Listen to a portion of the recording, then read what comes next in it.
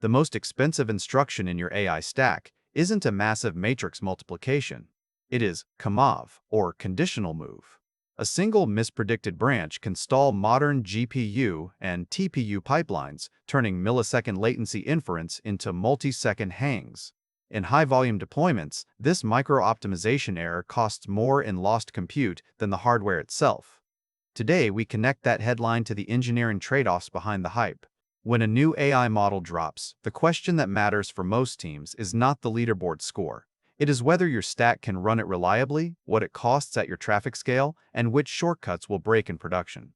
Developers optimize for code correctness or generic speed, but they are fighting a fundamental architectural reality where conditional logic acts as anathema to vectorized parallelism. The $1 million mistake is not buying the wrong chip. It is writing smart C++ that forces expensive hardware into serial mode. Consider this specific failure case. On Intel PTL484 platforms using Z3 integrated GPUs, a user reported a 154-second delay for the very first token of an inference request. The subsequent tokens generated at near-instant speeds in just 92 milliseconds.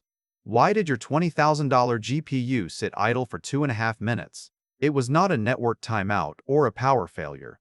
It was one instruction failing to predict a branch during initialization, triggering a complete pipeline flush that halted the parallel engine until resolved.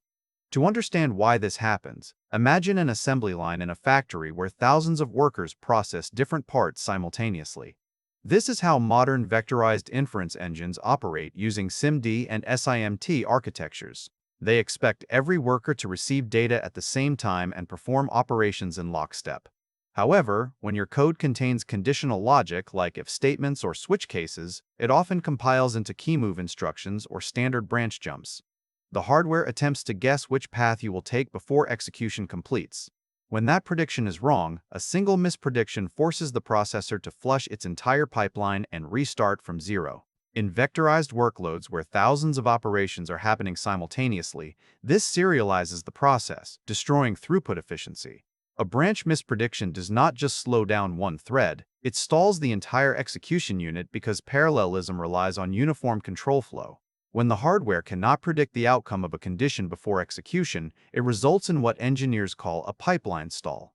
This means that for every incorrect guess, you lose thousands of cycles where compute units sit idle while waiting for the correct path to be reestablished. Quick resource note. I keep a curated set of Amazon search links in the description for books, gear, and tools relevant to this channel's topics. Some are affiliate links, so I may earn a commission at no extra cost to you. Please consider supporting the channel by using those links if you find something useful. This mechanism explains why adding more GPUs often fails to solve latency issues in multi-GPU clusters. The bottleneck is frequently not raw compute power but control-side logic efficiency on the host CPU. Modern large language model inference involves tokenization, kernel launches, and synchronization tasks that run primarily on the CPU before data ever reaches the GPU accelerators. When these control tasks stall due to inefficient branching logic or resource contention, expensive GPU compute units sit idle waiting for instructions they cannot execute in parallel. Research into characterizing CPU-induced slowdowns reveals a stark reality about static allocation models. Teams often assign 8 CPUs for 4 GPUs, assuming this is sufficient capacity. However, data shows that increasing the number of CPU cores reduced time to first. Token latency by factors ranging from 1.36 times to 5.40 times. This proves the bottleneck was control-side logic, not raw compute power available on the accelerator cards themselves. The hardware was ready and waiting, but the host system could not feed it efficiently because branch mispredictions were creating a choke point in the scheduling pipeline. This creates a silent starvation effect where your expensive inference engines are underutilized despite being powered up. You might see low GPU utilization metrics while simultaneously experiencing high latency, leading teams to believe they need faster chips or more memory when the real issue is how their code interacts with hardware pipelines. The solution requires shifting engineering judgment from, "Does this code work?" to, "How does this branch logic interact with hardware pipelines?" Writing correct C++ that triggers pipeline flushes makes you a liability in high-throughput AI systems, regardless of algorithmic correctness or theoretical speedup claims. There is nuance here worth acknowledging so we do not oversimplify the landscape. Optimized CPUs can sometimes outperform GPUs on small models under 1 billion parameters due to memory transfer overheads in mobile environments where data movement costs more than calculation. In these specific low-parameter scenarios, minimizing branch mispredictions on a CPU might yield better results than routing everything through an accelerator with its own scheduling overhead. However, for the massive inference workloads you care about that require true parallelism across thousands of cores, branches remain the enemy. The engineering trade-off is clear. When designing inference services or selecting hardware, the ratio of CPU cores for control tasks like tokenization and kernel scheduling is as critical as GPU VRAM capacity.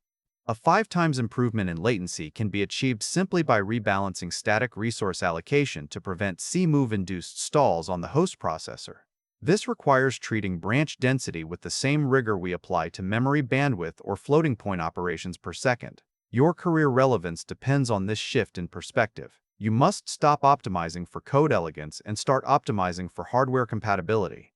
The most efficient code path in AI inference is one that minimizes branching entirely, favoring data parallel operations over control flow logic whenever possible. This might mean restructuring algorithms to use lookup tables instead of conditional checks, or designing graph execution engines that fuse branches into vectorized masks rather than explicit if statements. The statistics reinforce this urgency. Studies indicate a significant increase in the odds for participants to forgo guaranteed rewards due to AI authority when systems fail, with odds increasing by 3.39 times under specific predictive failures. This highlights how deeply trust is tied to system reliability and latency consistency. When your inference engine stalls on Cmov instructions, you lose that trust not just from users but from the automated systems relying on your outputs for downstream decisions. In high-volume deployments, this micro-optimization error costs more in lost compute than the hardware itself because every second of stall time represents wasted electricity and opportunity cost across a cluster running 24/7. The lesson is not to avoid conditionals entirely, but to understand their cost at the instruction level and plan your architecture accordingly. You are building systems where milliseconds matter, and the difference between success and failure often comes down to how well you manage the invisible flow of data through your pipelines. The most expensive instruction in your stack might be the one you think is harmless. It requires a fundamental shift from thinking about code as abstract logic to understanding it as a sequence of physical operations on silicon. By recognizing Cmov not as a micro-optimization for C++ coders, but as the primary bottleneck in modern vectorized inference, you can start making decisions that actually move the needle on latency and throughput. Thanks for watching all the way to the end. I am a one-person team working hard to make each video better than the last. Subscribe if you found value. It is the best way to show support.